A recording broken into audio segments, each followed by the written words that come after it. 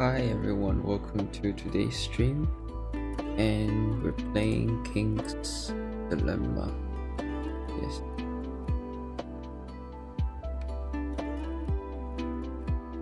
I wanted to stream like an hour earlier, but I was trying to fix OBS. Hopefully it's fixed now. Can't really tell for sure, to be honest.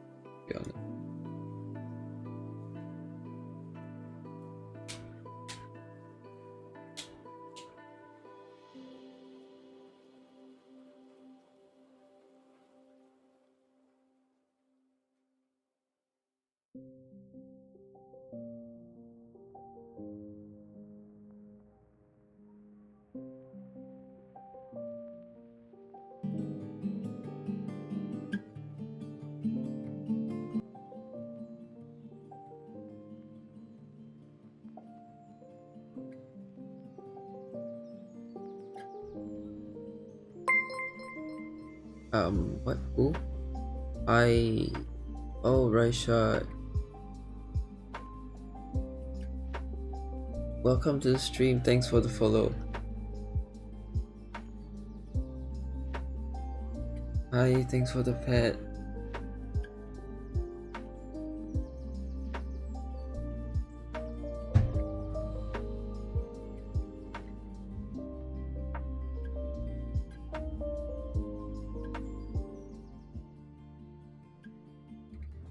Nice. It worked. Are you going to LIFC?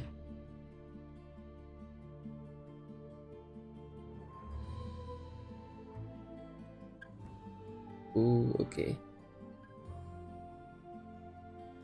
I'm going to LIFC.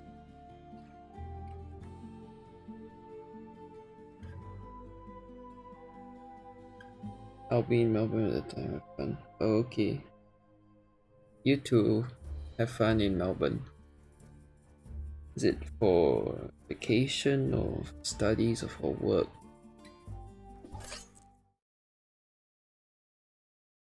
Only the themes contains its three major by the references to slavery, abuse, racism, and physical violence, domestic abuse. Oh my goodness, seriously, this game is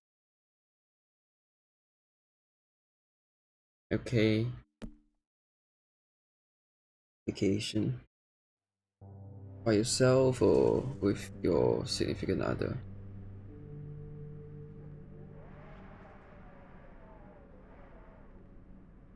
Ah, with family, okay. Fun. Have fun. Welcome to the kingdom of Enkis, the place of daring expeditions, gruesome battles, and arcane mysteries.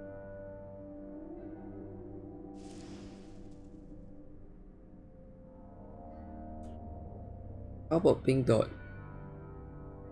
Will you be going for Pink Dot also? Located in the northern continent of Liwick, Enkist is one of the largest kingdoms of the known world, but it is not the only one. Probably not cause area, so what area? So is it like wait, you play a musical instrument?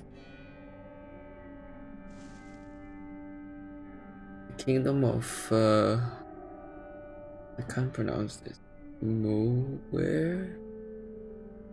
To the northwest. Advanced both culturally and technologically. Oh yeah, I forgot that you're a singer. Sorry.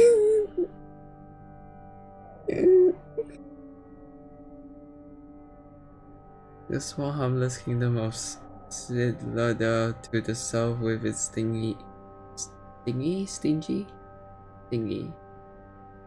lands.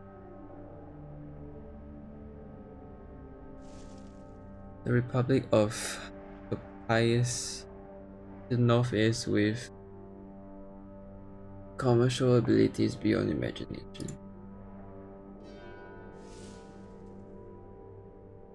The Kasukian Empire to the distant east, where the emperor lives in opulence while the people struggle.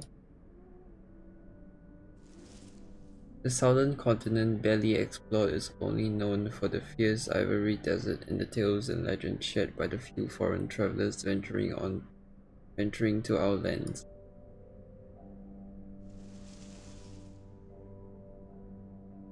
How's your day been? I mean, it's like 3:29 a.m. so it's a new day. Wait, what day is it? Is it like a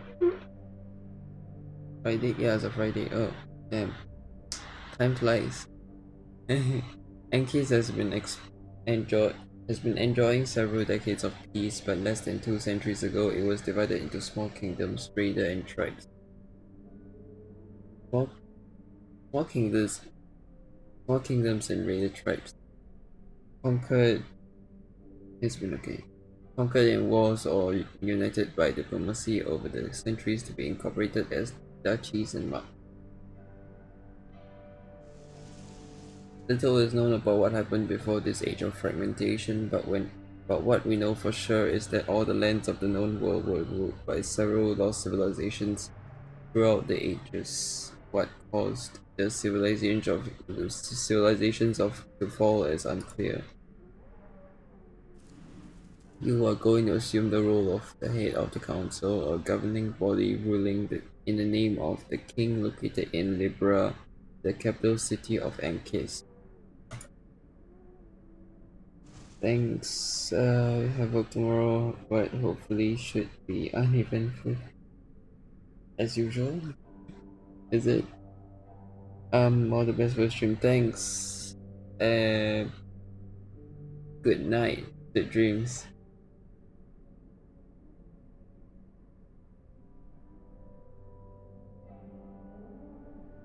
Even if it's uneventful, have a great day at work, I guess. Thanks for coming by. Before you begin, take a quick test to determine the house that suits you best. Oh my god, so it's like Hogwarts Legacy, but not really. Okay. In a fun. Uh,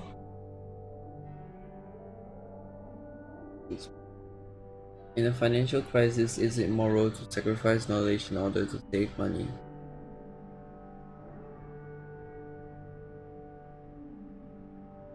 Sacrifice knowledge.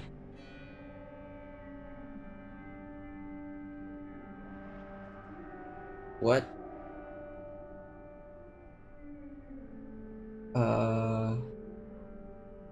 No.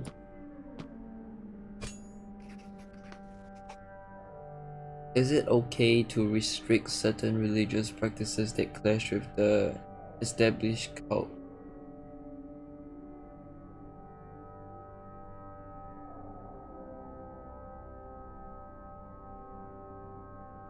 Yeah, I guess. If a neighboring country gets invaded, do we step in to support them? Yes. With childbirths on decline, do we strongly incentivize families to have children? Yes. So there's a possibility of 16 houses, I guess. Because there's 4 questions, so to the power of 4, 16.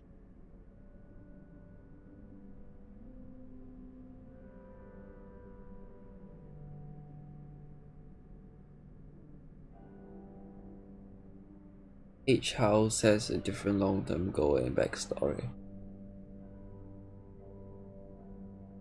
which affects their mutual relationships and affinity. Select info to read more about the 2 houses and make your choice.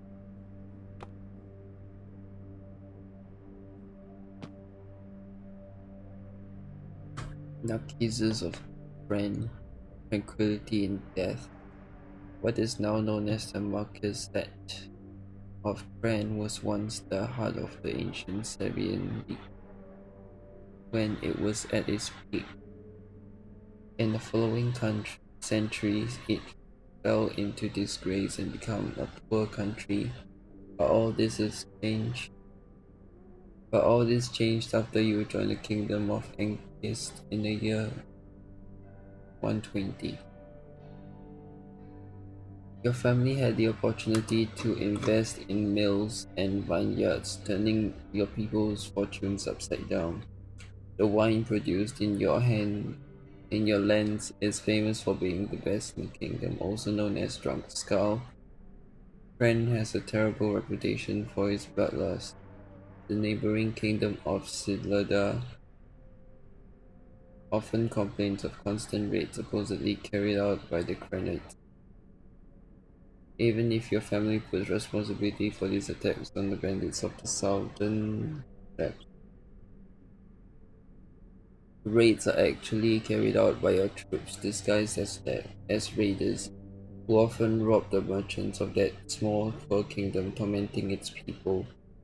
Even desert nomadic raiders dare not approach your borders because of your sinister reputation. The people of other Ankis duchies and Marquisets believe that Kren is a den of cutthroats and publicly disapprove of raids, but secretly they are grateful for your existence because you guarantee the security of the southern borders.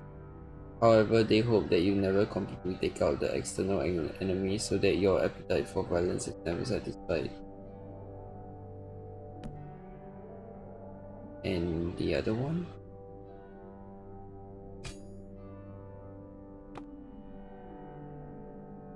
Dukes of Holden. Forest grows strong.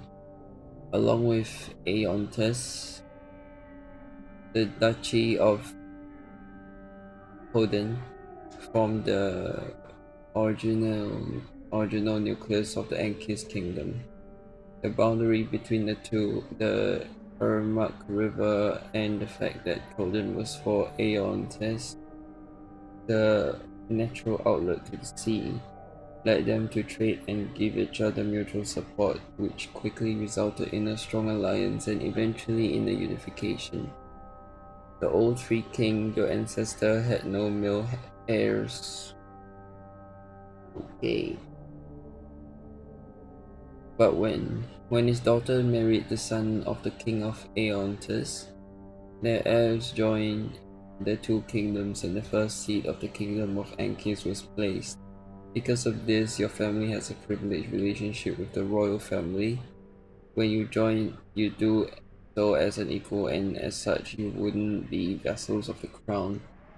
At that time, the unification between Aeontas and Coden led the newly formed Ankis kingdom to become hege- hege-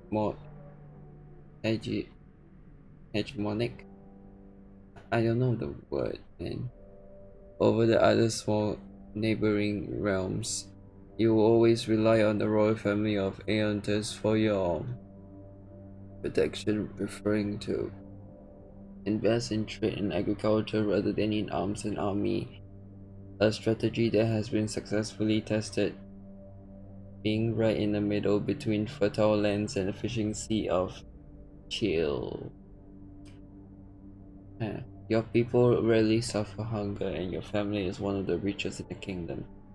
You have the reputation of being hospitable and friendly, but also decadent and unmotivated. Sounds like me. Yeah, I'll definitely choose Golden.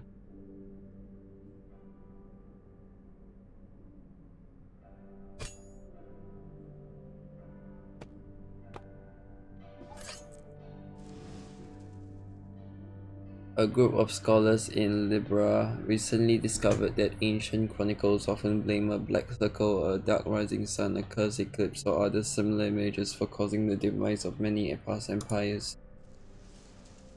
After observing similar clues in recent years, historians started speculating about the existence of a secret society that has been leading civilizations to oblivion for centuries. This organization is referred to as the Black Dawn. Some think they are a force of chaos, others view them as an engine for creative destruction, and some view them as the heralds of a new dawn, harbingers of progress and change. Whatever their true nature truly is, it seems that a huge battle is coming. As head of the council, you have the power to shape the future of this kingdom, but the Black Dawn is lurking in the shadows. Its existence is threatening and yet intriguing. Your role is to inform the king about the decisions of the council, but it is within your power to alter them if you so wish, provided you have enough power. It is time to begin. A new king is about to be crowned. How will the future of Enkis unfold?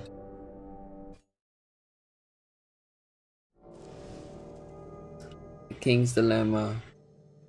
Finally, the headache king picture, haha. The trumpets of strike 3, rising notes, and 81 doves are released as Harold V is crowned king by the prior mother of the cult. What it's called now. The people erupt in a cheer of joy. Our hopes of enduring prosperity are renewed with a new king. Foreign dignitaries of Castle Calpert, the pious Sidlada and Muir plough the royal castle to evaluate the new king and win his favor. The ceremony is followed by a feast lasting for 3 days and nights along all the streets of Libra, our capital city. A week later, sitting on his throne behind the grand chiseled door of the council room, the new king addresses us for the first time. Any authority is flickering and power can be a blessing or a curse for those on whom it is exercised, he says. After a long pause, he adds, ruling is an unsolvable dilemma. Okay. The Eclipse keeps track of the 6 storylines of the King's Dilemma Chronicles, advancing with each story chapter. When all storylines are completed, the eclipse will end and the uprising will start. Oh. What am I supposed to do?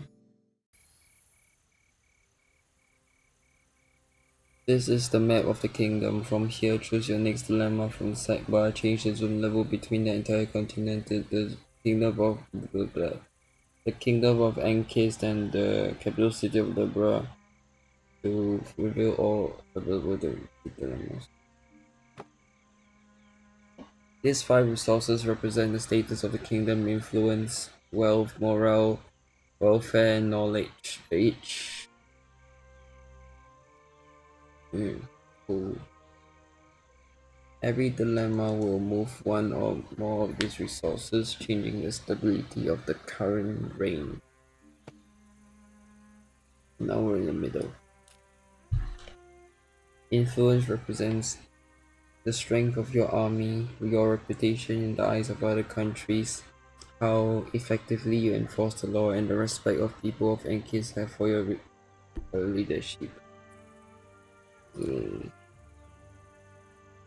Wealth represents the amount of money in the royal treasury, the amount of luxury resources you have, the quality of life for the upper classes, and your power to buy resources from other countries. Morale represents the happiness of your people, how positive they are about their lives and their condition, how much they believe in a better future, and how they can find relief in religion. Welfare represents the health of your population and amount of availability of necessity resources like food and water. It's also the lack of melodies and amount of people in your kingdom. Knowledge represents the quantity and quality of the technological and medical advances achieved by your kingdom, the measure of your cultural and artistic expressions, and how much you know about the past history of the world. Stability represents the equilibrium of your society. It is at its best when it is in the middle of its track, meaning that the realm is perfectly balanced. See, when it nears the lower end of its track, things are going extremely badly, causing social tensions. When it's near the top end, on the other hand, some factions are accumulating more power than others, creating instability. So too good also no good. Too bad also no good. Noted. What is this? Oh, okay, close and open. Okay, nice. Oh my god, what am I supposed? Oh, nice.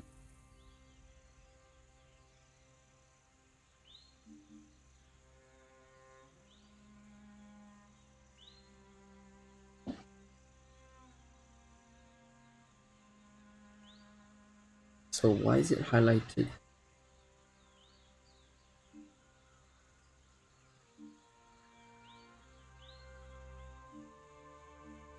Oh.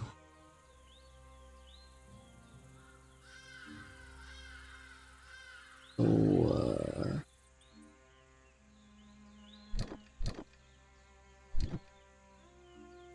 manage the council and review information about the houses of the kingdom here. And coins to replace council members and to form alliances when your relationship level with another house is maxed out. If you form an alliance with another house, your total power increases by 1. Alliances have other benefits such as reducing the cost of corruption and the cost of replacing council members costs are increased for enemies. With your choices you can try to achieve the long-term goal of your house and two secondary goals. Completing them will grant you more power plus a bonus of cohesion or dissent points for the uprising. Okay.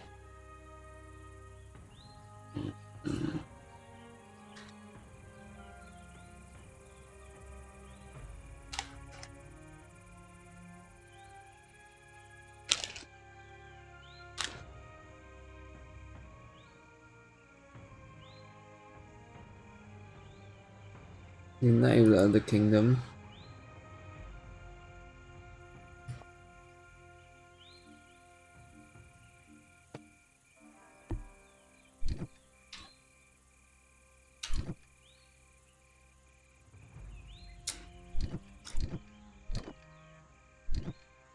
Hmm.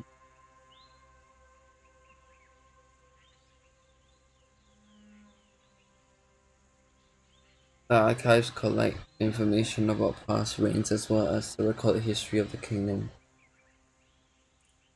Check previous chapters of the story or recorded chronicles, uncovered mysteries, and encyclopedia that contains information about the kingdom and the known world. Hmm.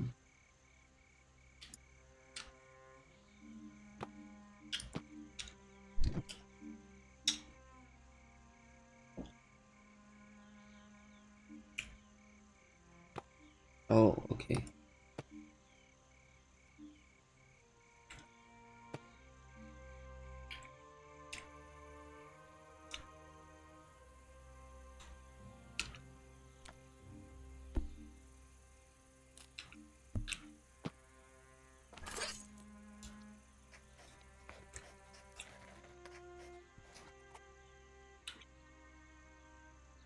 The High Commander has received a message from our soldiers stationed at the troublesome northern border of the Mark of Talk.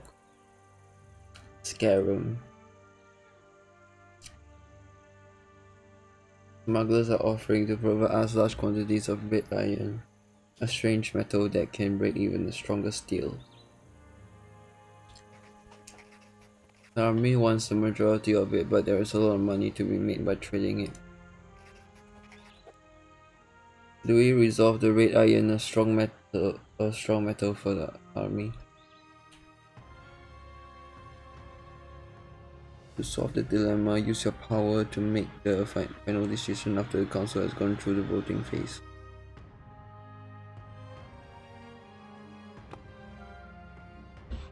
Oh.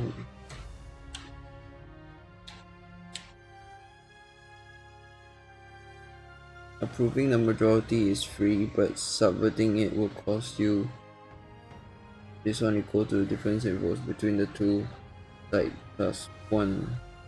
Be careful your power reaches the current reign will end. Solving a dilemma moves the resources on the track as predicted by the red and blue gauges. The amount by which the resource moves will be revealed after the vote.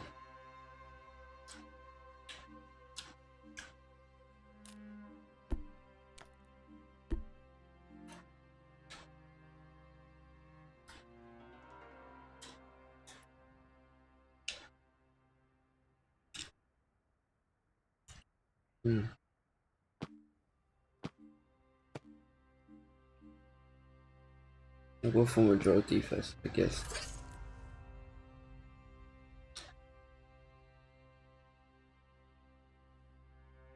A strong economy requires a strong army to protect it.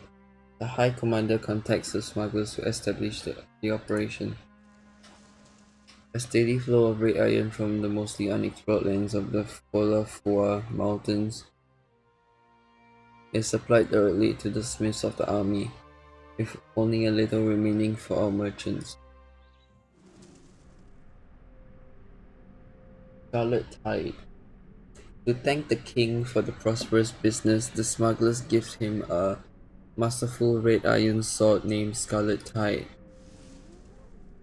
The army soon elects the blade as its symbol and as a sign of its future power.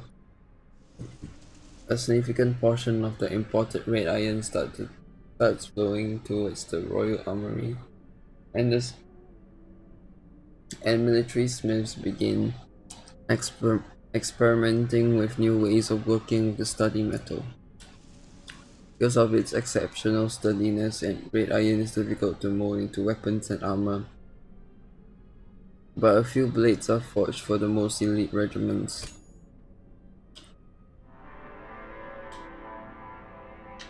Nice.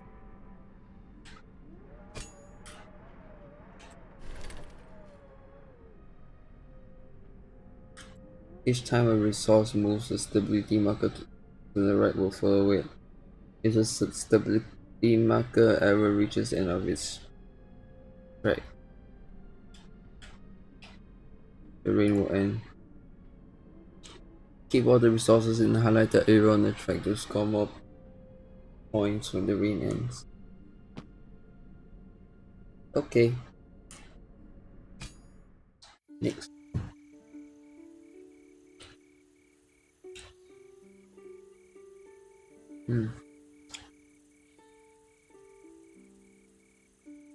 Now I guess I'll work on something else. I'll work on morale, I guess. This one. Yeah, I'll work on this tree.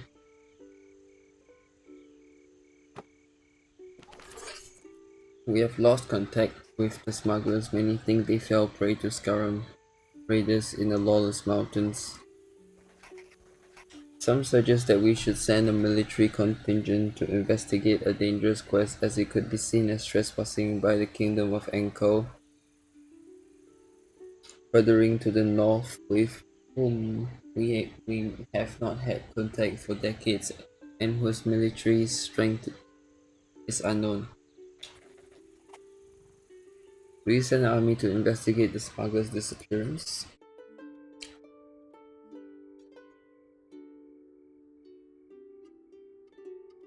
With each dilemma, the time counter on the right will increase when it reaches the space with the thing icon. The king has a 50% chance of dying, or 100% if it reaches the final space. I see.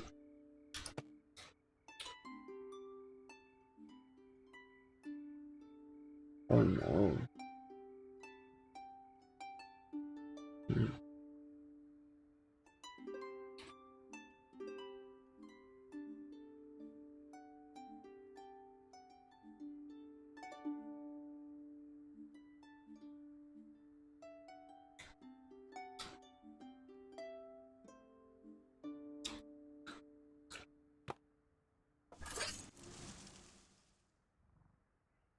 Our soldiers leave Pop, heading to the harsh Falafua mountains. A few days later, only a handful of them come back.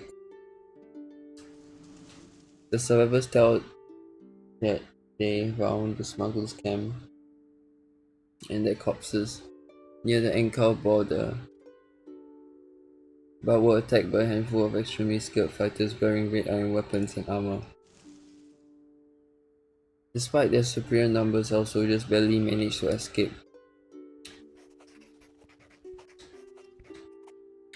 Solving certain dilemmas will have permanent side effects on the kingdom. When this happens, the chronicle will be registered in a table above the resource track. These effects, either positive or negative, are applied to the corresponding resources at the beginning of every reign. Positive chronicles move the corresponding resource up by one space, while negative chronicles move them down by the same amount. Cool.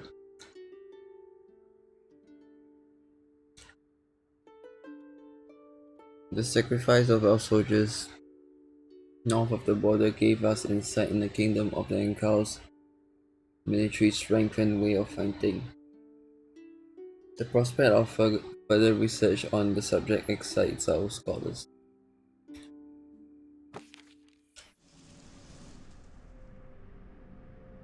Iron that pierces the sky. Despite the relatively short distance, contact with the kingdom of Ankar was lost for decades. The bitter lands that divide us allow very few exchanges. And they never had much to offer anyway. Though they were a militaristic society, we considered the Ankali as inoffensive as the Scarums, nomadic tribes living in the unclaimed brown hills along our border. Yet despite their small numbers, it seems they've become a threat thanks to the red iron. They must have discovered it only recently, but they mastered its harvesting and smithing much better than us. The scouts we sent even sighted an impressive fortress reinforced with huge red iron plates they called the Crimson Keep. Nice.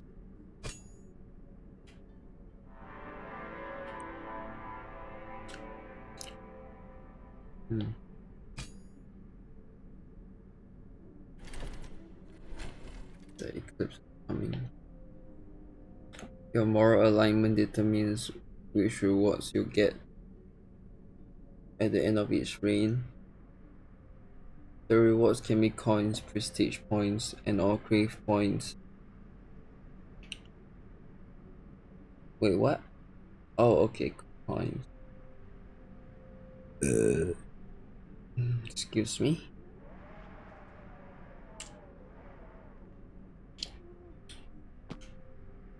The resource track highlights the target area to score points. The more resources in the target area, the more you'll be rewarded.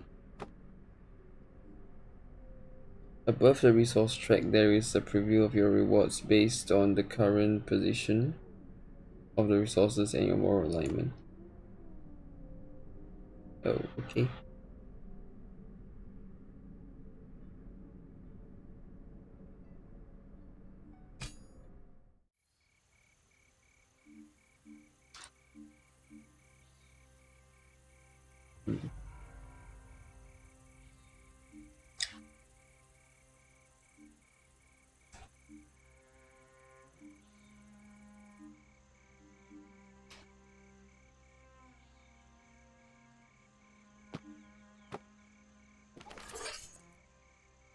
Oh, I have to spend coins to do this.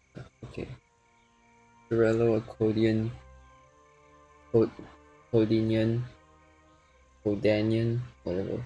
Merchant from Duin has taken an interest in the Scarlet Tide, the king's red sword. He is offering a kingly sum to purchase a replica.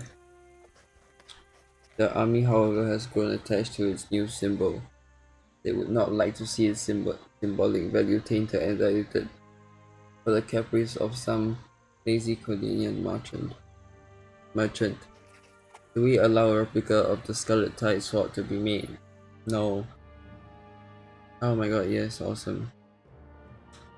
When you vote against a council member, your relationship will worsen and they will eventually become your enemy.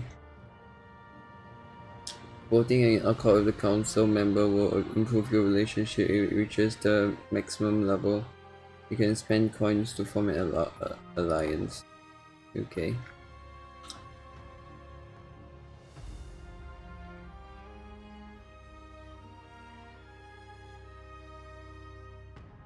Wow.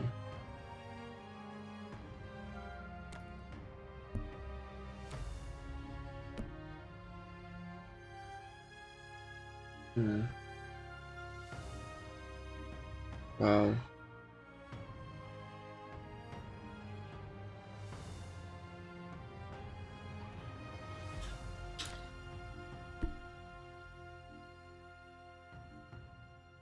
Huh. I don't know.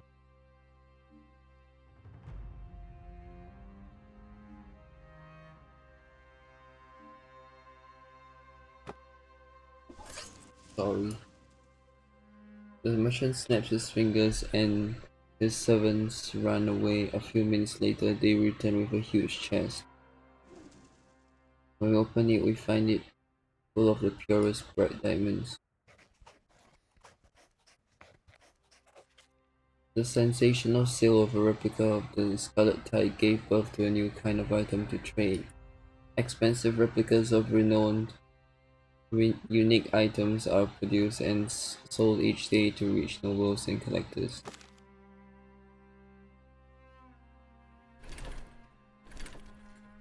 Wow. If a resource is moved twice in a row in the same direction, you will move one additional step. The icon color will show you the last direction the resource moved. White will move up, black will move down. After the second time the resource moves in the same direction, you will gain momentum marker and move 2 additional steps. Cool.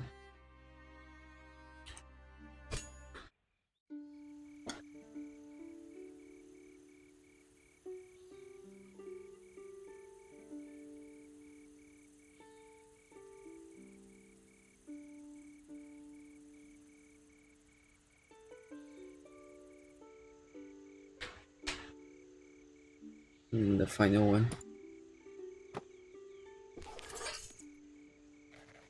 The Royal Marshals report to us that 3 windmills were set on fire last night along the road between Libra and Golden Harbour. The affected millers are asking for help rebuilding their windmills.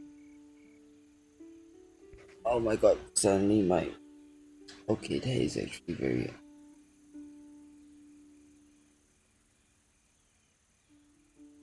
Okay, that's all.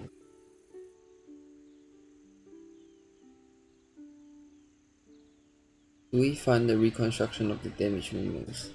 Yes.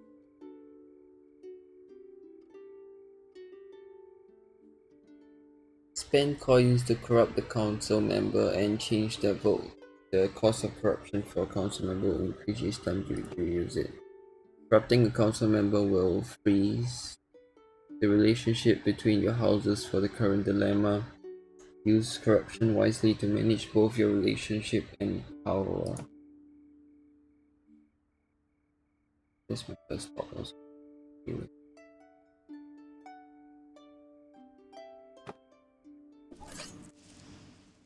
With the monetary help of the crown, a small squad of carpenters is hired to rebuild the burned out windmills with the most advanced techniques available.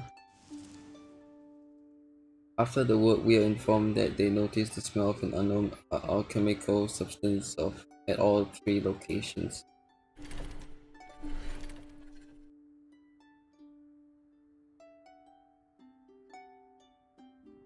Okay.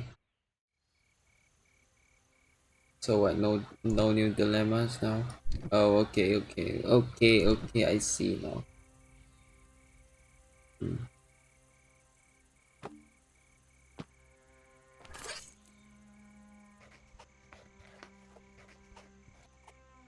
Upon inspecting the first weapons made with red iron, the chief doctor of the Royal Army realized it would be a wonderful material for medical equipment as it is sturdy even when thin. Some suggest we should prioritize forging swords over scalpels, but our medical knowledge could vastly benefit from such superior tools. Do we prioritize medical uses for red iron? Yes. Seriously, no?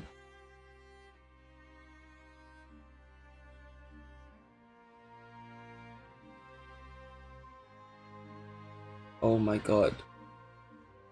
This is a pain, you know. It's like my reign will end and either way, because if I click no, it will go up to a point that it will end. But if I click yes, if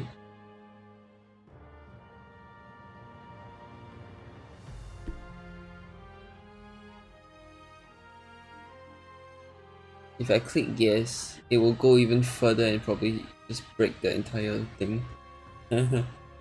I want to click yes because that's my first instinct. I'm so sorry. Keeping our people alive is more important. Then, giving death to our enemies, we prioritize the use of what little red iron we have for medical tools for the benefit of everyone. Still, the army would have preferred to wield more offensive tools. I know, chill. The invention of more agile medical tools made with red iron allowing unmatched precision when incising the human body brought great enhancements to our medical knowledge.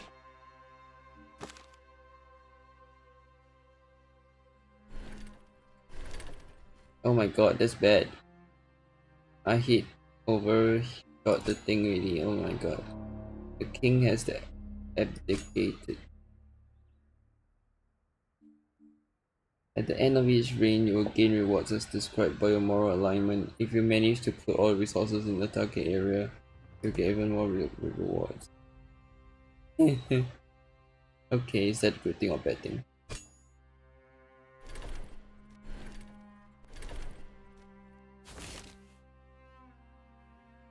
Okay. At the end of each reign, you will have to choose a moral alignment for your heir in the head of the council. The longer the reign, the more moral alignments will be available. Oh, okay.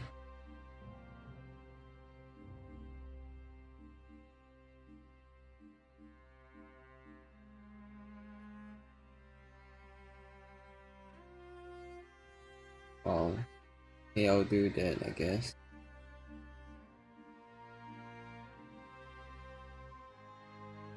Moderate. And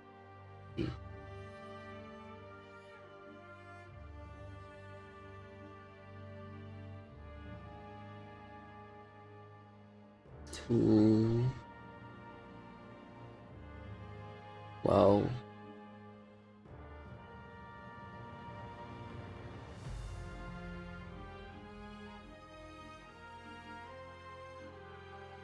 I can't decide. I'm going to choose opulent for this. I don't understand if I'm doing it correctly.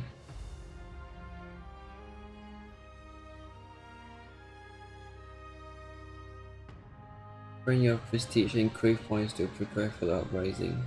Each preparation shows its rewards and the required number of reigns to be completed. Rewards are collected at the beginning of each reign after you complete the preparation. Additionally, most preparations unlock a dilemma that you will face in the uprising. I mean, this is the only thing that I can do, so.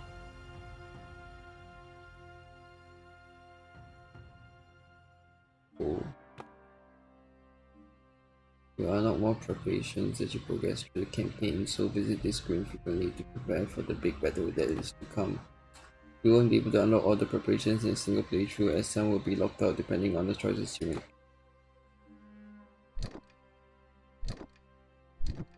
Oh. What?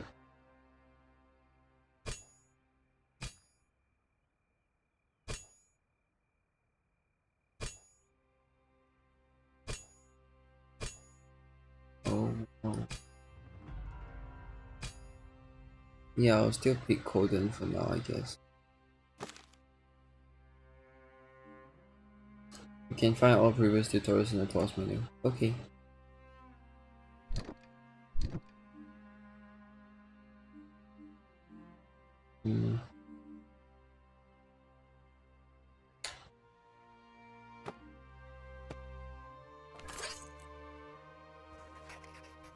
Morano, a rich merchant from a remote desert city called the City of Tents, wants to negotiate a lucrative trade agreement. Among his samples of goods is a slave concubine in chains.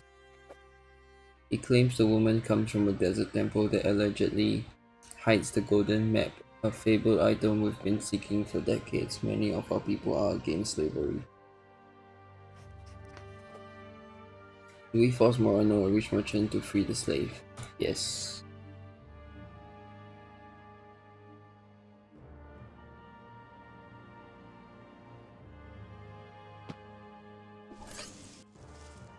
We can't tolerate slavery. We force the merchant to free his concubine and send him away. This compromises our trade agreement, but our people rejoice that we stood up for the poor woman. Many are also excited at the prospect that she may reveal the location of the mythical golden map legend, as legend says it leads to an endless fountain of liquid gold. Our choice to free the merchant slave compromised our relationship with the southern desert lands before it even started. Sarah, the woman we freed from slavery, comes from a remote temple of the mother in the south of Marudi, which we call the Ivory Desert. It says the golden map is guarded by this temple. Sarah was kidnapped and enslaved by a former master while visiting the city of Tent. Her story becomes quite popular in the kingdom and spurs a burst of interest in the unexplored southern continent that she calls Confred. Seriously. Hi Kim, good morning. Welcome to the stream. And you woke up at 4 a.m.? That's early for school, right? A great day at school. Sarah claims it is the land where the ancient Sabian League once prospered and fell. Yeah, that's okay. Our scholars immediately start preparing a caravan to retrieve the golden map and take Sarah back home, but traversing the Ivory Desert famous for temples of burning white sand will not be.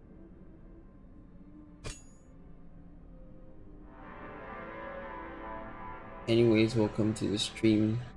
Thanks for coming by. Hope you have a great day in school.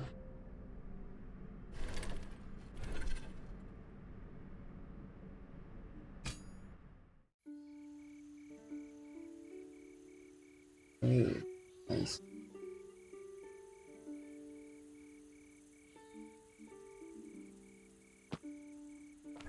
Lower. The Tribune reports to us that an unprecedented drought has hit. Oh my god, why are there so many hard to pronounce names here in the game? Why? Anyways, Tyrell? I'm gonna pronounce this Tyrell.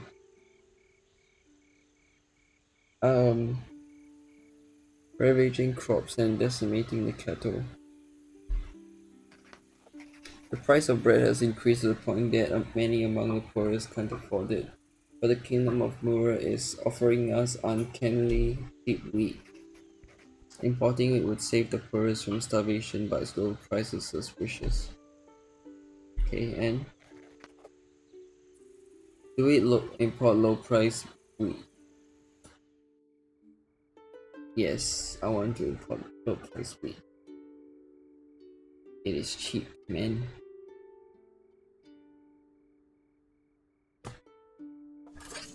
Oh my god. Importing wheat, however cheaply, is an unexpected expense that makes the royal treasurer turn up his nose. The poorest ranges of population, however, relieved by the announcement. Duck harvest. The drought has impacted food reserve in all our duchies. I don't have class starting today until May 26th because of the game event. What game event are you talking about?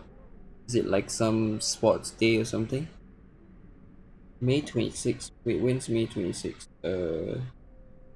Oh, it's like next week. Next Friday? Or something? Ah, I see. So, why do you. So, are you. So, there's no classes, but you still need to go to school, right? To like play sports or whatever? The drought has impacted food reserves in all of our duchies.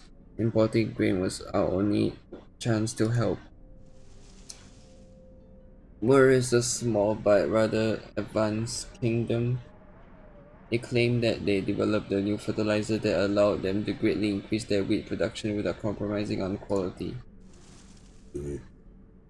Yet the wheat we are importing is suspiciously grey as ash, as it is the flour obtained from it. As is the flour obtained. They complain that Murray is insulting them with poor goods because of the historical bad blood between them, but the poorest outcasts are glad that they have something to eat and do not care what color of their bread, so why it's not healthy.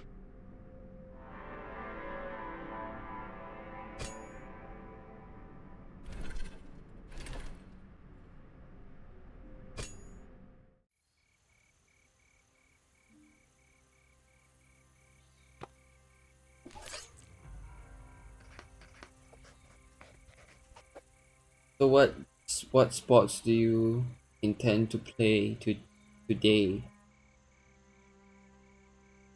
Kim, if you're still here? Increasingly, the rumors of the fierce kingdom of Enkar worry our people. Many think we should recruit more soldiers among the peasants to patrol the unclaimed lands north of our border.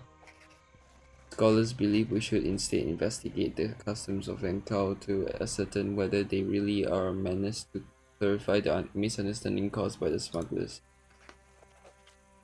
Do we recruit more peasants into the army? Yes. Oh my god.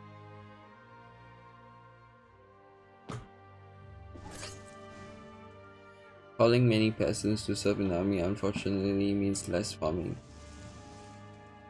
The High Commander issues orders to deploy the new contingents. I don't join any sports games, I just stay at home. So you stay at home for the entire week until next Friday. Wow, that's so good. Okay, so you get to make more YouTube videos, I guess. Do you have any homework to do? Like, because you don't need to go to school, so like the teacher would probably give you homework to do. The High Commander issues orders to deploy the new contingents to the unclaimed hills of the north border, but diplomats worry that without knowing much about the Ankali, such a blatant display of power may precipitate a volatile situation. So what are the homework? What languages are? What languages? Not languages. What subjects are there?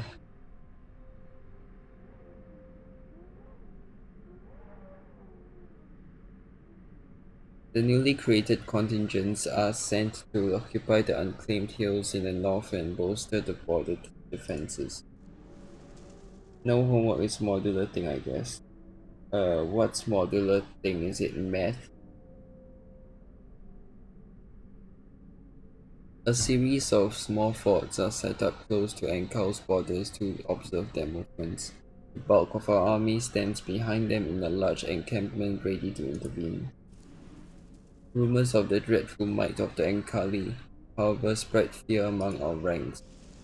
The scary tales shared by the Scarums and barbar- bar- oof, barbarian nomadic tribes living in the Brown Hills suggest that they know no fear, and they are trained to master all weapons from the age they can walk.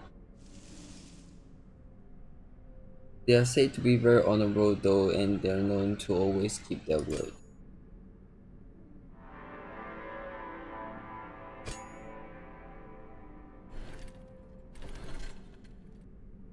Wow. Now we're getting in the negative already. Oh my god, that's bad.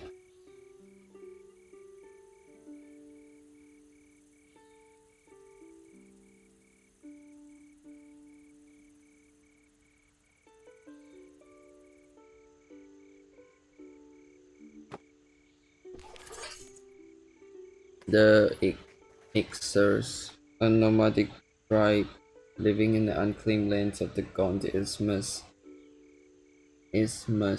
okay, south of the Mark of Cran, are asked to join our kingdom. Ixers could strengthen our army. They are excellent warriors and camel drivers able to exploit the few resources offered by the arid steppes to survive. Many, however, are distrustful of their barbaric customs. We welcome the threat of the Gauntismus into our kingdom.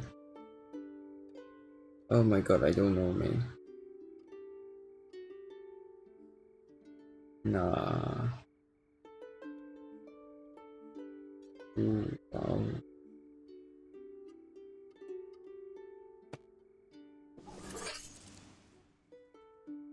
We let the nomadic tribe know that they are not welcome in our kingdom. The people cherish our decision, but we may have wasted a significant opportunity. The barbaric, goddammit.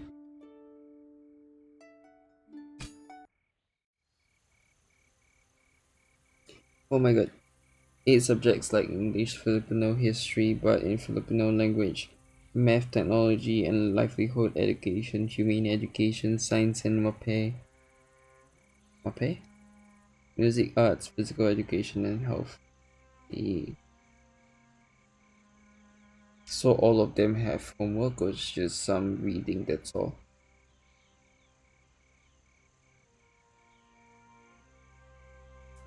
What do you study in school for math?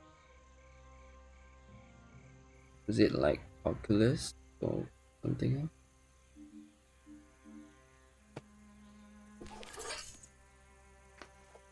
I feel like I should probably do down below because up top looks like this, like a skull or whatever it is. So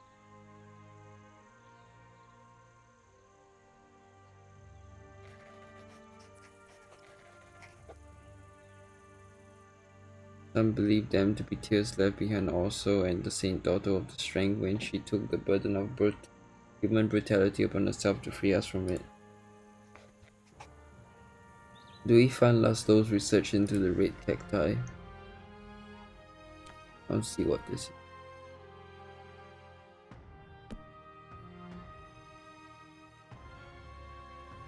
Uh,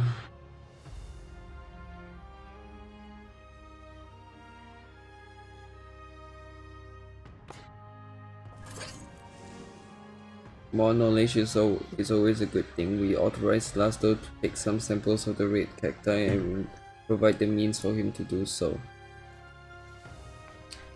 Laszlo discovered that the cacti are very sturdy and need little water. They can grow almost anywhere, and if boiled, prove to be healthy and nutritious. Excuse me.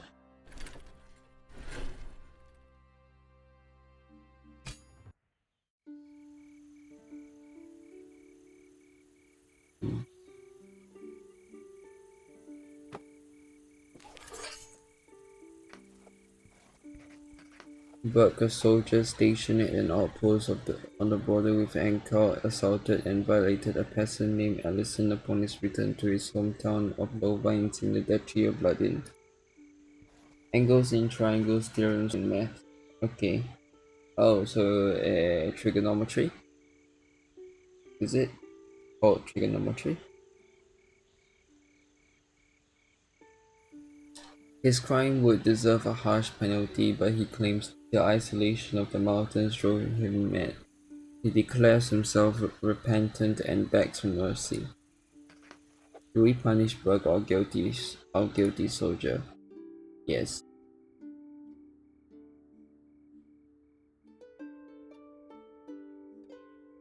yes, sorry.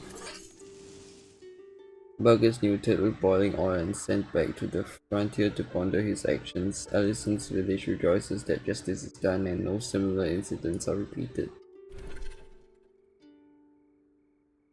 Nice. Now we are not wealthy at all. God damn it, that's bad.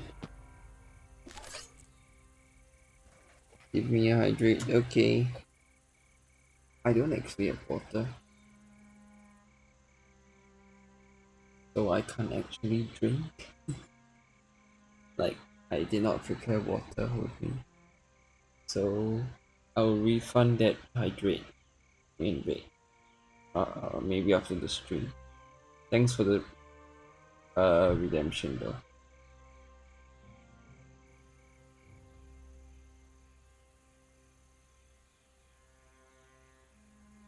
A merchant named Maldrin started smuggling alcohol to our northern mountain outpost.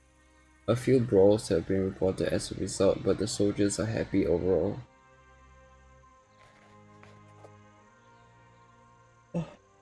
Our High Commander, however, is worried by this lack of discipline. Do we stop the merchants smuggling alcohol to our troops in the north?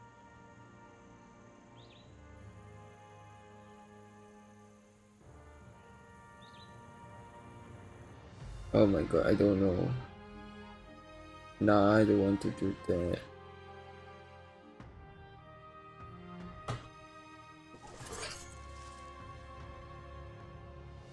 Without a stark punishment following the discovery of alcohol smuggling activities, many more merchants feel entitled to take full advantage of this new avenue of profit. Over time, alcohol abuse among our soldiers become a serious problem. The troops are more difficult to control and much less efficient. That's bad actually. I didn't think of that.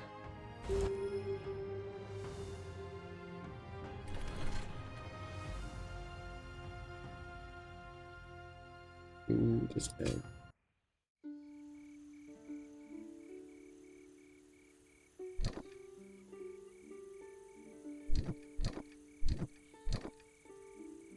Wait a minute. Where is the... Yes, this one. Can we make friends or whatever? Oh, I need coins to form a lion. Okay, okay. Okay, okay. Nice, nice.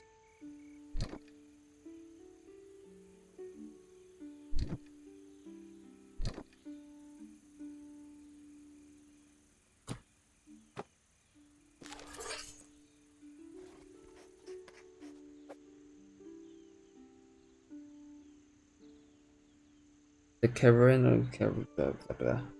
caravan of scholars seeking to retrieve the golden map is constantly threatened by desert raiders and is struggling to move forward. If we don't send them military aid, they'll be forced to deviate to the city of tents to stock up on supplies and hire mercenaries. Do we send reinforcements to the golden map expedition? Yes. Oh my god, everyone says yes.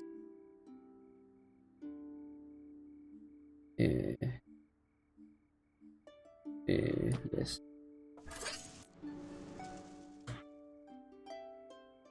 We sent troops to support the caravan thanks to the help of the army and the guidance of Sarah. The scholars finally reached the remote temple of the mother in the middle of the Ivory Desert. Soon we'll discover if the golden map is really there. Unfortunately, fatigued by travel, Sarah dies before she can see her home again. A chalice in the desert. After wandering for days, our expedition sighted a rocky plateau protruding from the desert, the ruins of the Earth Temple atop it. Our scholars think it dates to the time of Omar, the first king, but it was pillaged recently. Instead, they find the dried corpses of dozens of sand priestesses, an opulent version of the cult of the mother that, though we worship the same goddess, had lavish ways in stark contrast with the sober purity of our cult. The ruin surrounds a huge oasis and based on rough interpretations of ancient inscriptions in the outer hall, it was called Chalice Peak. Most of the temple's riches were stolen by the raiders, but the inscription suggests that a bigger treasure may be hidden in the secret chamber.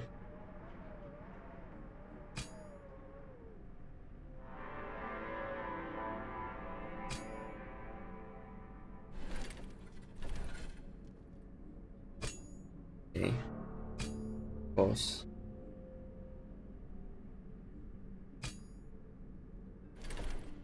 Whoa.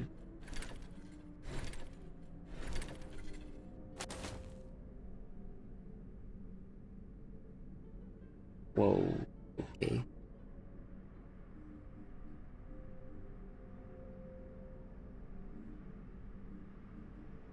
Oh, I can't choose here. I need...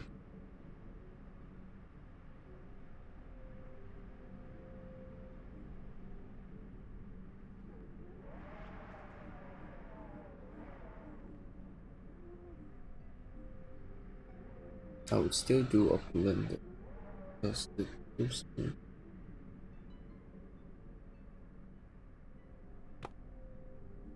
now I'll go for greedy, I guess.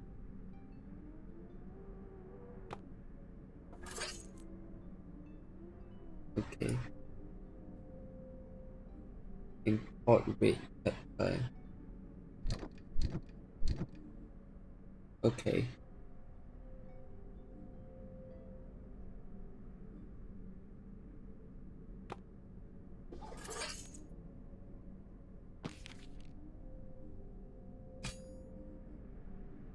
Form alliance.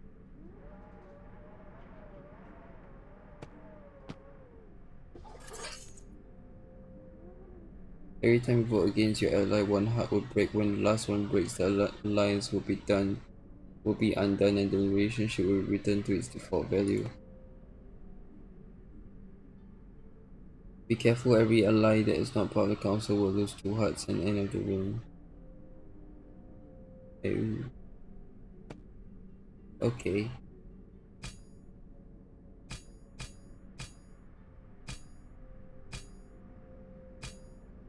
Nice. Let's deal with the inside first.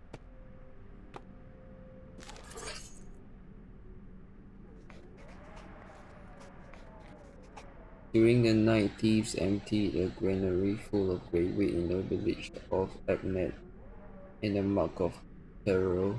The symbol of a starless sun was found branded into the front door. We could relocate some of the guards patrolling the rich neighborhoods of Vendis and the capital to protect our precious granaries. We reassign the guards to protect the granaries. Yes.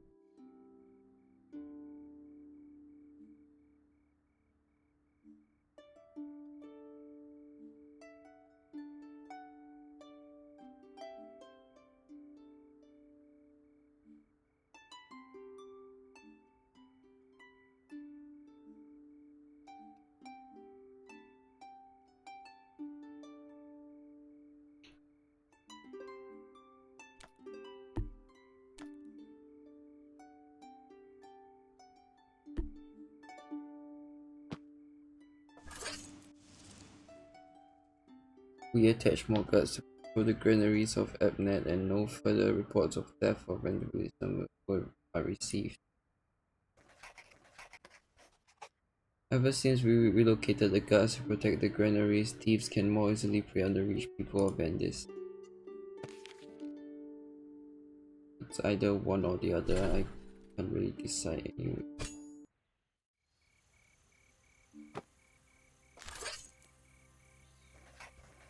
Duck Harvest. Disreputable scholar named claims that the grey bread is toxic. Many have been eating it without adverse effects so far, but scaring people have begun to burn it in large quantities. However, the fires generate thick columns of fumes that condense into dark rain pouring over fields and infecting many crops with the same melody as the wheat. Do we ban the consumption of the grey bread? No. How?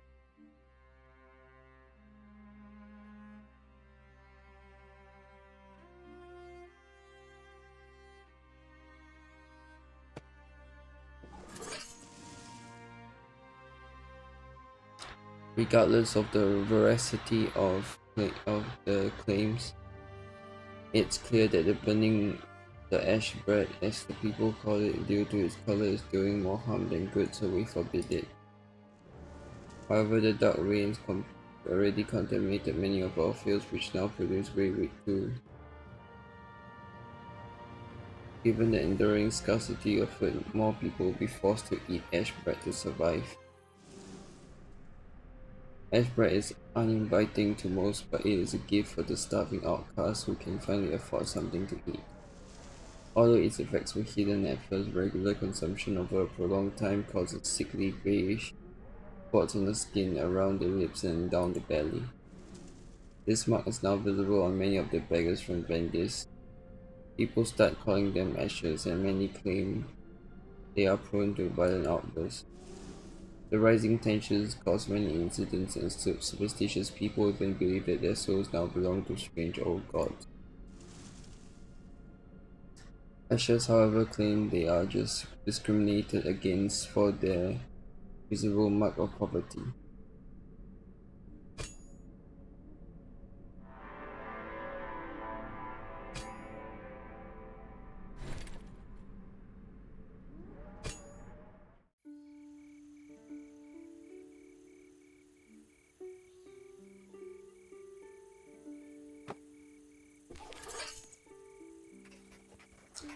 Last night, a group of Ashers camping in an alley in Venice assaulted some intolerant, superstitious people who were trying to force them out of their makeshift pallets. People are frightened by the rising tension and have suggested that we forbid people from circulating at night to prevent further outbursts of violence. Do we institute a curfew in Venice? Um, no. Yeah. Uh, Excuse me. Why do I keep burping? I don't understand.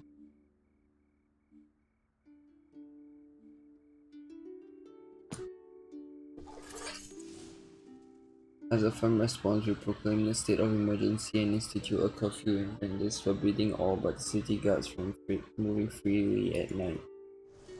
With nothing preventing Ashes from wandering the streets during the day, though, some of the superstitious intolerants are debating the opportunity to take even more decisive actions on their own.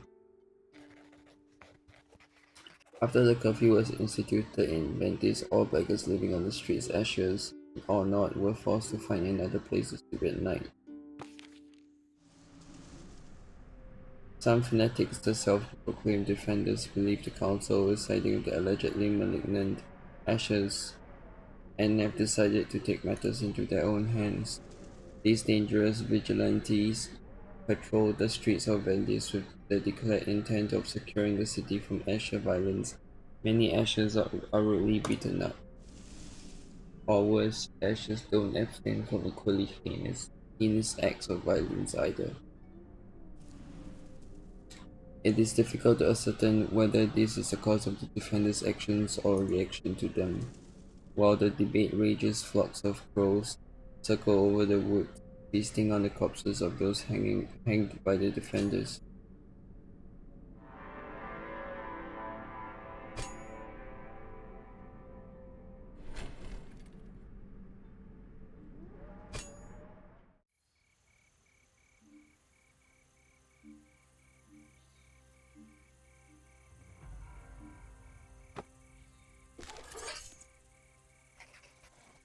After visiting the prisons of Venice, the royal marshal suspects that some of the Ashers in prison there following clashes with the defenders were convicted for crimes actually committed by others.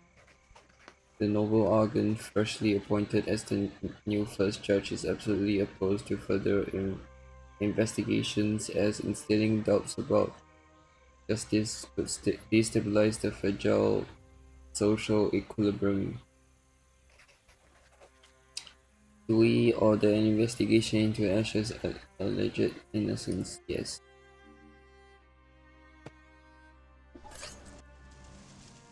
After a scrupulous investigation, we discovered that many of the murders for which Ashes were convicted were actually commissioned by Argan and other ruthless noblemen of Venice in an attempt to fuel social tensions and exploit them, getting rid of competitors, filling up their social climbing. All these traitors are sentenced to death. Argan's head is the first to fall. The nobleman guilty of murdering their rivals and blaming Ashes for it was severely punished. This renewed our people's faith in our judicial system.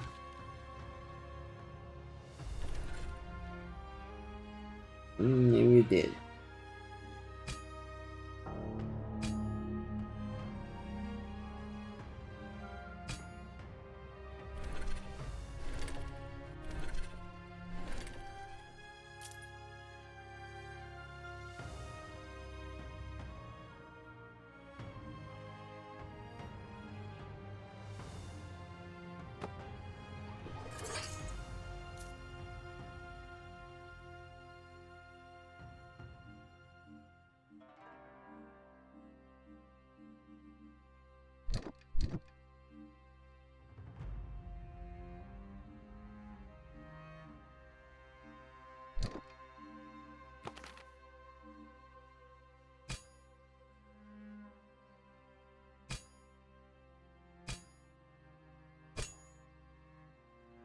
We don't even have points for this.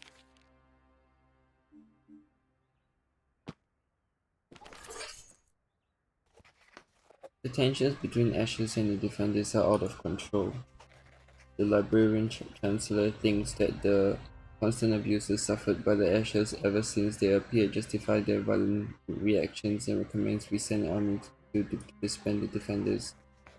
On the other hand, the defenders claim that they are protecting Gandhis from violence of the Ashes and demand we imprison them. Do we arrest all the Ashes involving in acts of violence? No.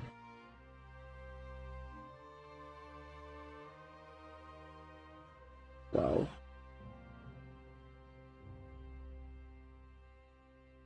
You know what? I don't want to break your heart, so I'm gonna, just bribe you.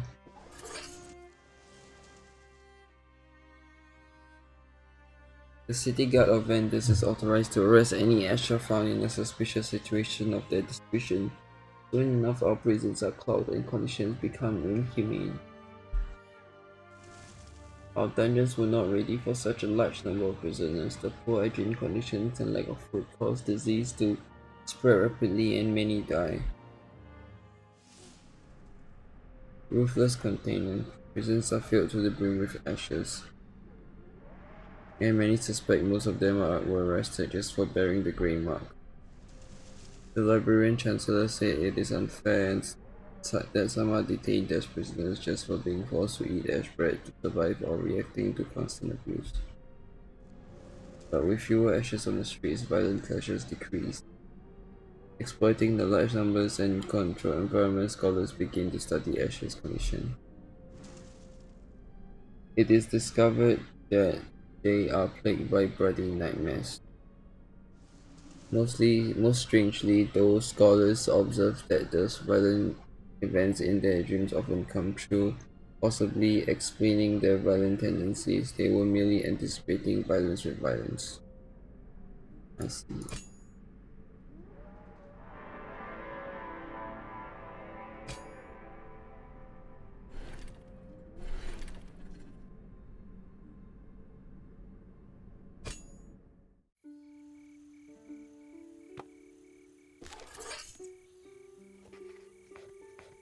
The first judge reports that Agla, a charitable priestess from the Vandals, is hiding a criminal Asher in the local temple of the Mother.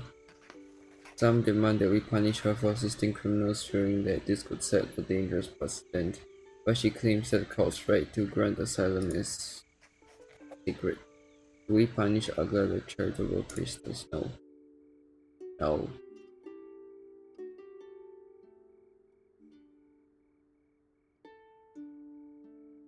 No.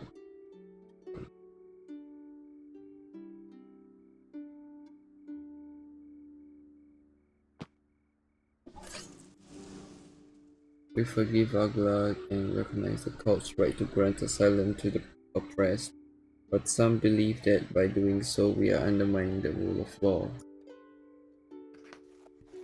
Criminals of all sorts appeal for religious asylum. The fight against crime takes a serious blow.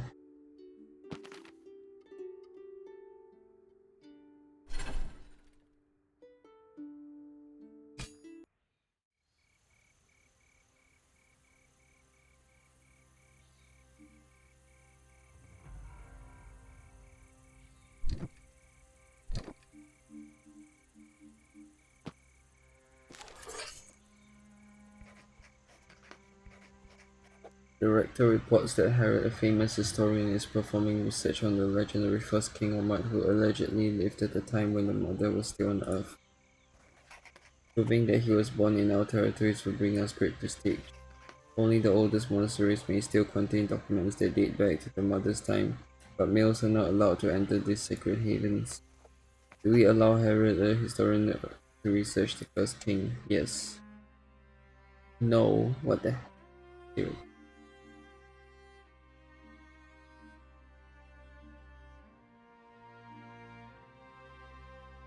Sorry. Herod and his trustworthy assistants are sent to investigate the oldest monasteries of our kingdom. Such a noble endeavor is well worth a slight bending of the cult's ancient traditions.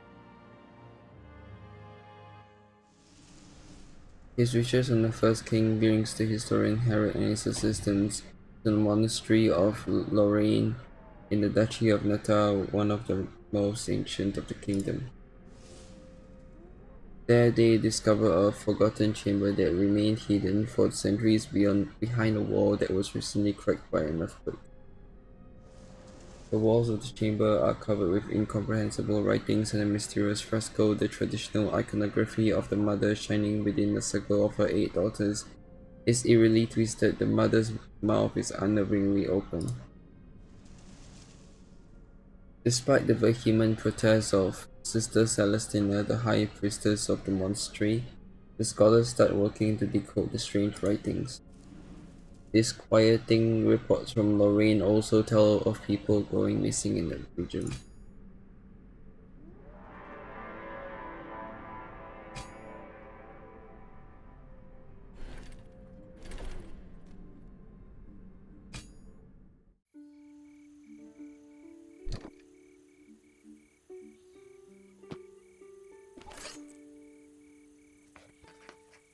Our spies have discovered that the grey wheat disease was caused by an experimental fertilizer invented by the disreputable scholar. The kingdom of the kingdom knew but decided to hide the truth from us. This leaves us no choice but to go to war. We send insisting over the after the inventor of the grey grain. Yes.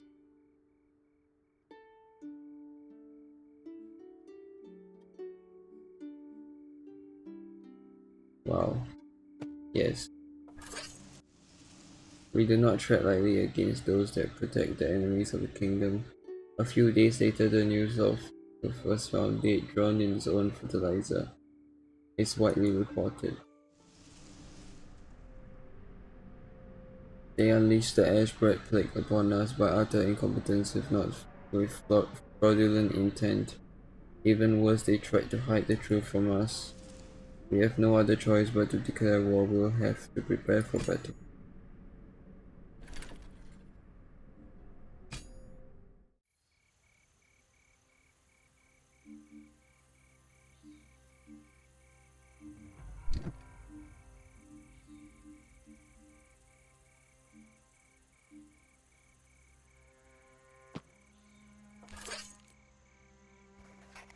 Our troops are stationed waiting for instructions from the commander. Anaya is relatively close to the border, so a focused attack from the south could settle the matter quickly. But we could also use the Ebony River to send some soldiers into the heart of their territory. Do we split our forces? Yes.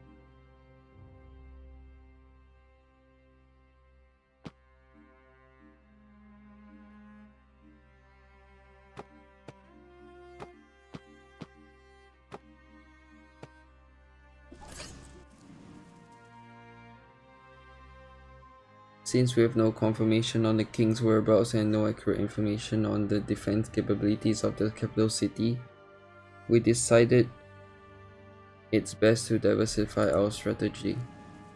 One larger troop will attack from the south while another will navigate the Ebony River upstream to land deep into the enemy territory. This strategy turns out to be winning one as Anya's defense is more focused towards the south. After 3 full days of siege from two sides, the city finally falls. After our resounding victory against the kingdom, we imposed new tributes on the defeated kingdom and brought home many priceless spoils of war.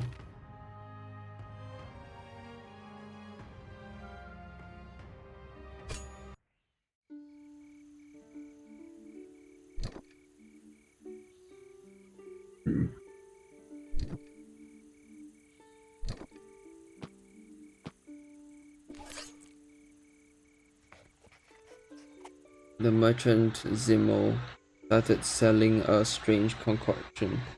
I means yes, nay means no, right? Yes, it is. Yes, yes. Yes, you're right about it.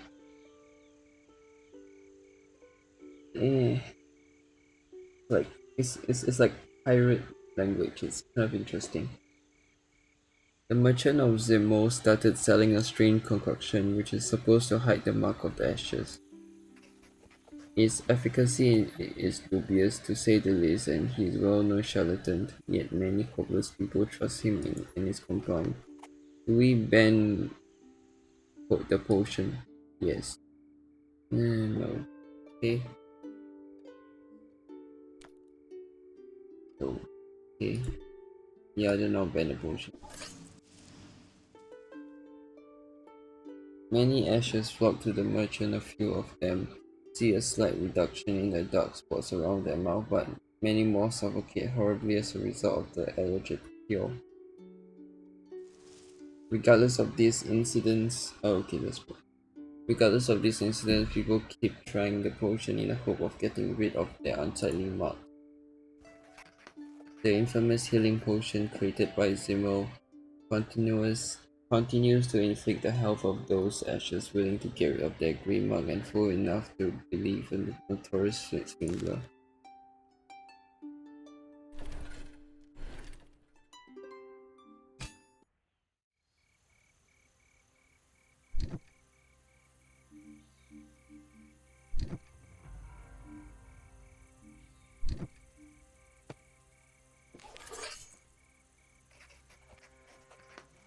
It is time to resupply the army. We could save money by mixing regular and grey wheat to produce bread rations for our soldiers.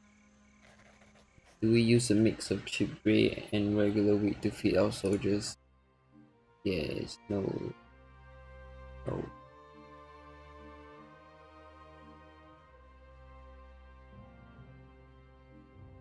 Yeah, no.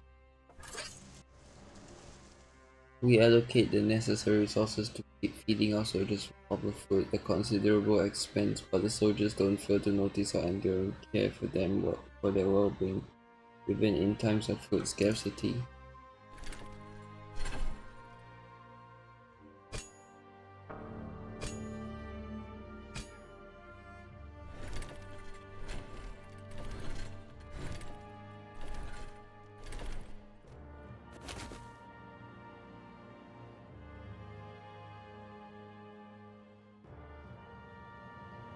What's extremist?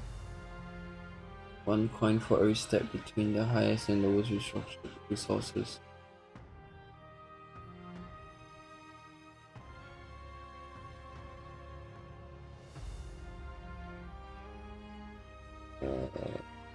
Okay.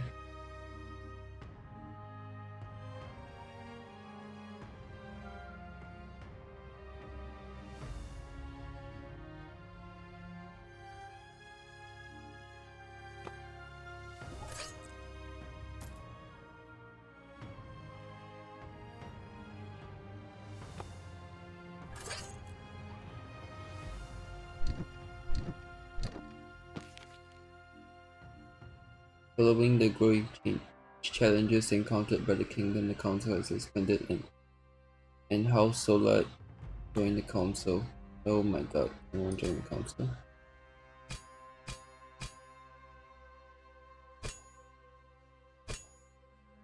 Yeah, hmm,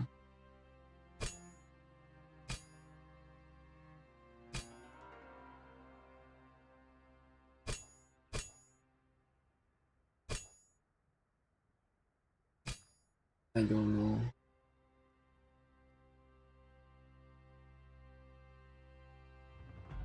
I'll just continue first.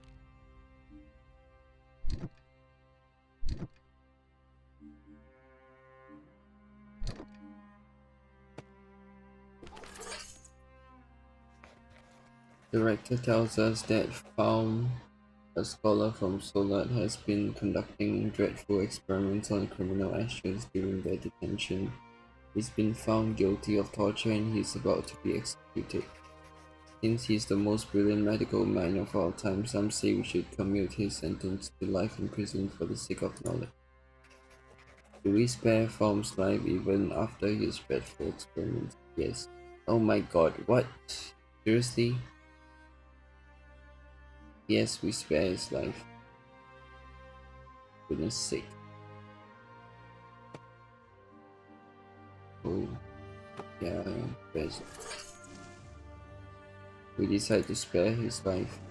He is kept under direct observation by our guards to make sure he spends most of his time researching ways to improve our medical knowledge by teaching his secrets to more humane physicians. Notwithstanding his confinement, Form's work continues to broaden our understanding of medicine, a boon for knowledge, but a major consolation for the victims of his tortures. Jaeger, whatever.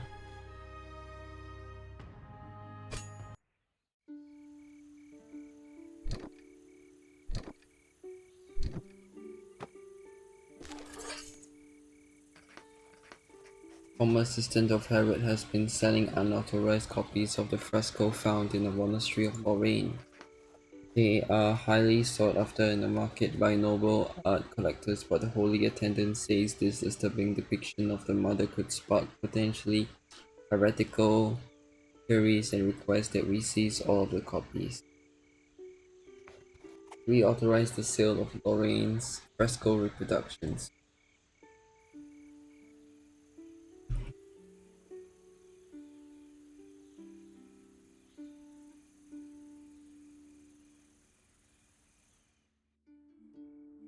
Hmm. Nay.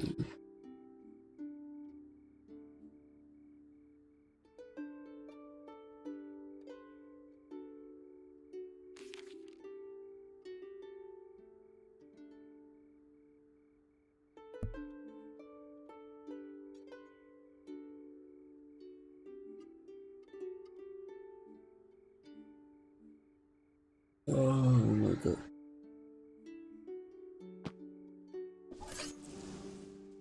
Harris' assistant is arrested for unauthorized commerce, and the copies of fresco are confiscated.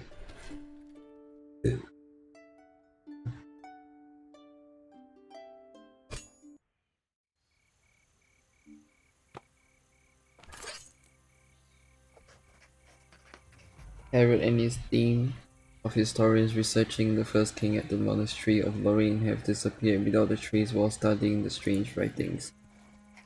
Since she was the most vocal opponent of their study, the royal marshal suspects that Celestina is behind it and requests our permission to arrest the high priestess.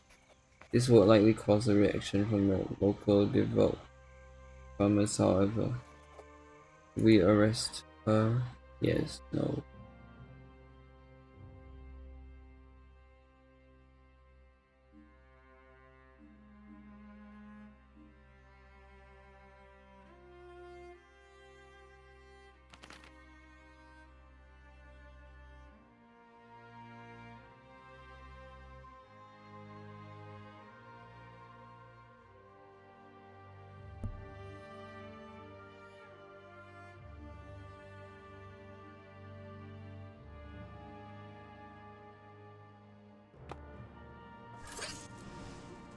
Without concrete evidence, we decided not to arrest the high priestess. Rumors regarding a sinister power influencing the monastery of Lorraine start spreading in the region, but it is likely a popular fantasy. As of late, the king has been pensive and often retreats to his private quarters. He seems even more uninterested in running the kingdom than usual. For weeks, the royal chamberlain has seen him writing long letters whose content and recipient remained unknown. Some believe that he was romantically involved with someone. When confronted, however, the king eventually admitted that he's been debating theology and philosophy with none other than Sister Celestina, and it seems the prince has been exchanging letters with her too. The prior mother is gravely disturbed by the news, especially considering the murky rumors surrounding Celestina.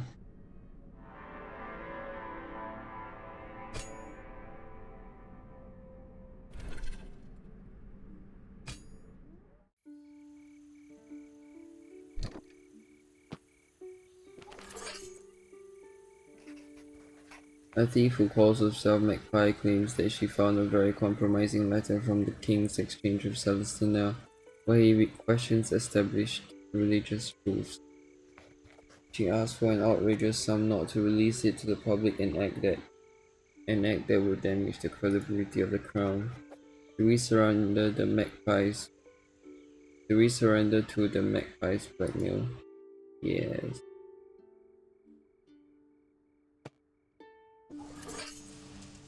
We give in to Magpie's blackmail, bringing 11 perfect diamonds to an agreed location where we find the incriminating letter. Its content is indeed damning, and the king expressed doubts about the very divinity of the mother. He even quoted the historian Herod's controversial theory that she was just a powerful ruler of a long-forgotten empire. Once the rumor spread that we negotiate with blackmailers, we started to receive unwelcome criminal attention more frequently.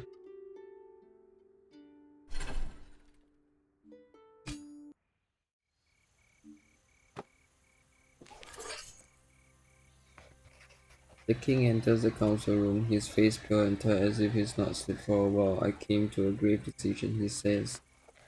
I have a dear friend that I trust completely. She knows a ritual that can make me immortal, but to perfect it she needs some time, 8 young girls, and a quiet place to study and practice. I want your support. It sounds crazy, but he is the king.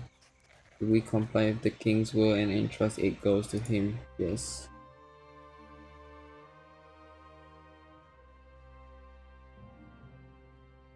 Oh,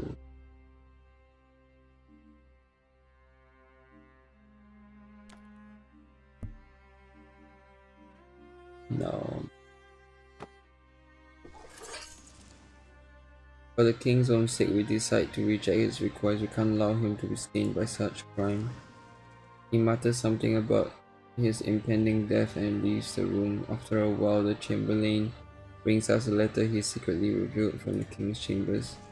It proves that Celestina and the followers were behind the vow request.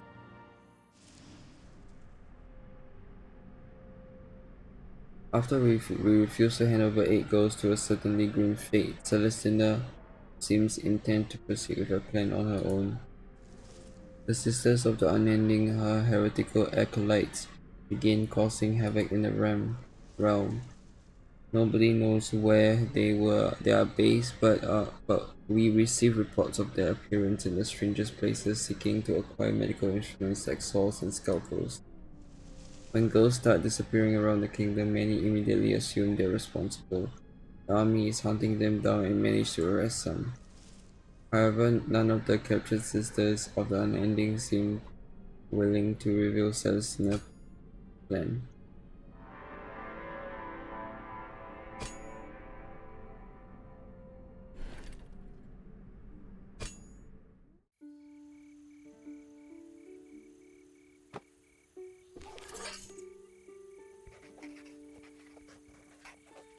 Celestina said,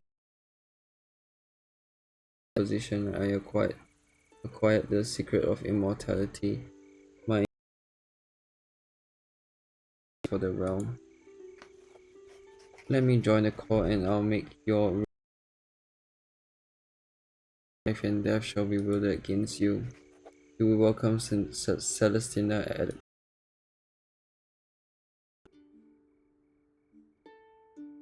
no.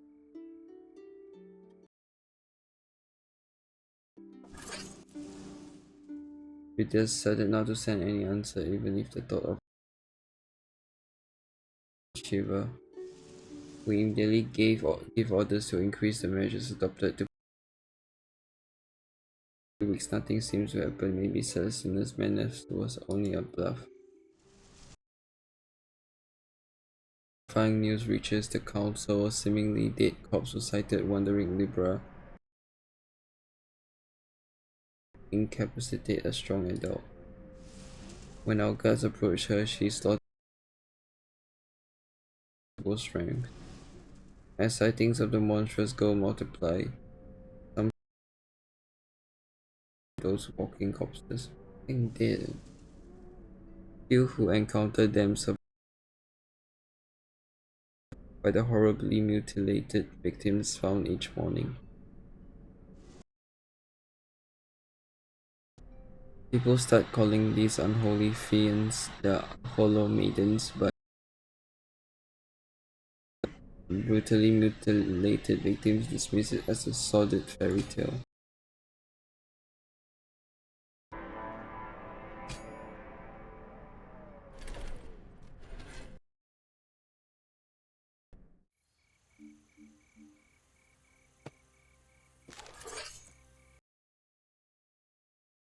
Mod from Libra claims to have captured a Hollow Maiden and they are building a party.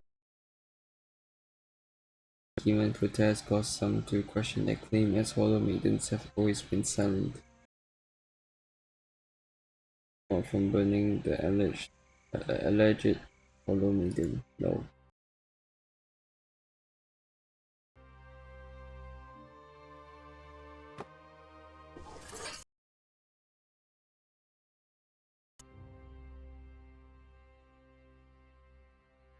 As the flame consumed the girl, the heretical crowd of vigilantes cheers and shouts in excitement. However, cries of pain and curses are heard from the pyre. We know for a fact that Hollow Maidens do not speak nor feel pain. We allow the terrible mystic to occur. We let an innocent orphan named Elder to be killed, mistaken for a Hollow Maiden. A sculpture is made to commemorate her, but the sight of the statue saddens our people instead of consoling them.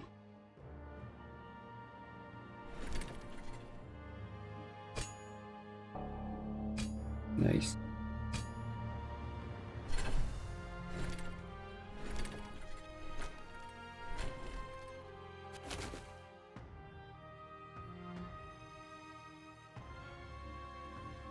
Oh, I can't do opulent anymore.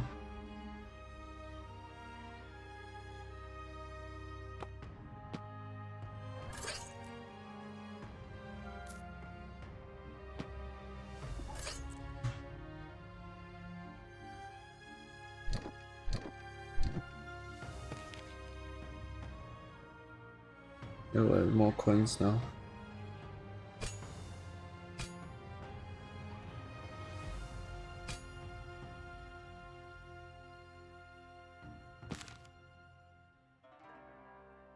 Okay. I'm gonna quit the game. Yeah, because I want to sleep. So yeah. Oh my god, my heart rate is 56. Interesting.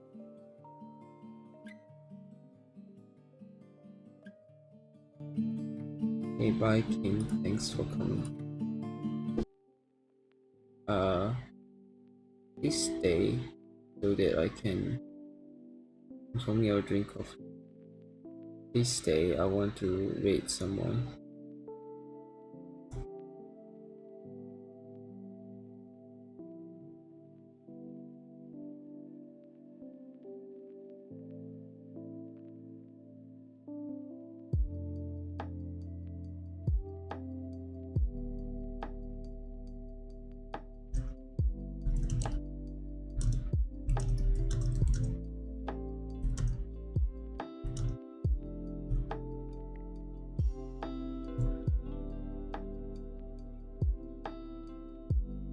Let's see who is streaming. Nope. Who is streaming? Ugh. Blah blah blah blah blah.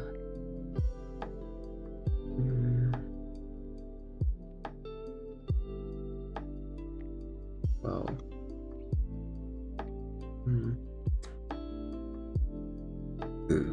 Oh my god.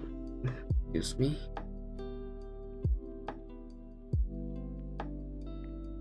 Hey, let's see who in Singapore is streaming at this hour. Oh my god, there's actually people streaming.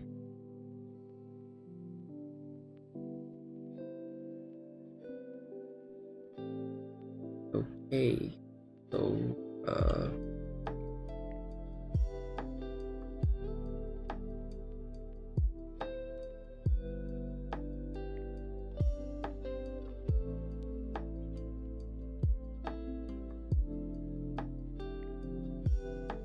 Okay, I'm going to shout out to first.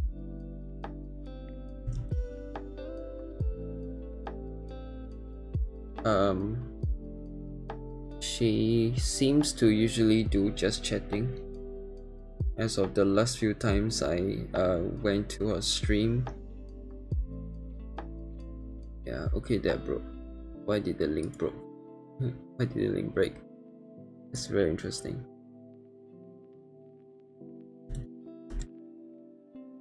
Okay, the shout out broke. I'll fix it later.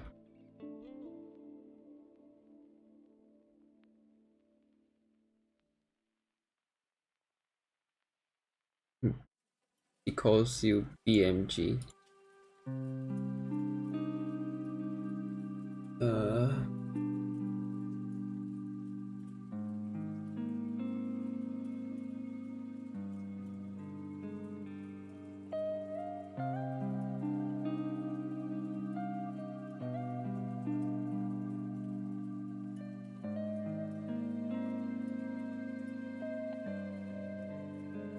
okay, going to rate. Okay, thanks for watching. Thanks for coming by. Thanks for coming to the stream. And what else?